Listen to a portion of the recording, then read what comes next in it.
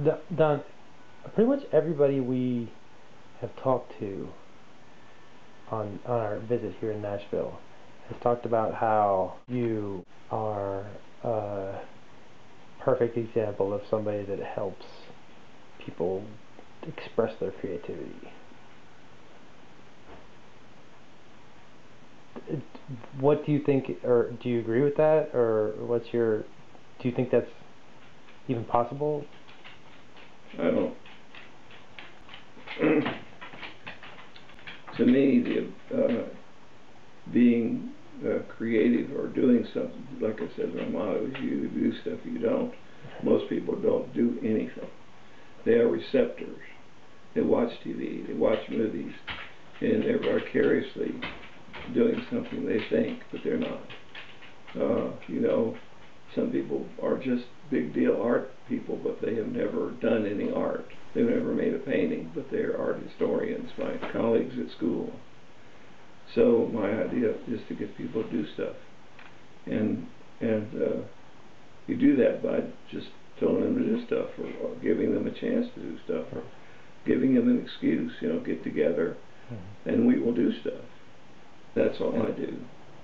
I try not to be very critical. I mean, there's no reason to be critical. Not in the sense of saying that's crummy, but like if I'm teaching a class, it's a little bit different. But like in a painting class, I'll say, okay, I'll give a demonstration. Here's all there is to know about painting with acrylics.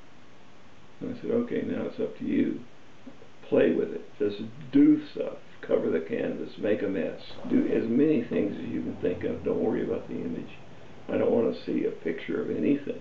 I want a duck. I don't want a cloud. I don't want a house. And it's the hardest project they could ever do because your mind won't let you do that. Other artists would teach them method. They'd say, this is how you do it. Here's how you paint a tree, for example. No. You paint a tree by looking at a tree, by seeing the tree, and then translating it through any medium in the world, whether it be mud or pencil or paint or photography. But you don't make a tree by just going to the computer and you know, finding a picture of a tree or even drawing a tree. You can. That's fine. But you'll create a cliche. It'll be like everybody else's tree. If it comes out of your head, it's already been formed by all your past experiences of people telling you what not to do and how you should do it and what you have seen other people do. They won't be your tree. But if you look at a tree, it'll be your tree. When you put it down, it won't look like any other tree that ever existed.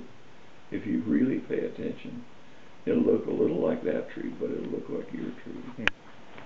Anyway, so I let people do things, or I make them do things, or I grouch at them to do things, or I nag them to do things, but I really don't teach them how to do anything.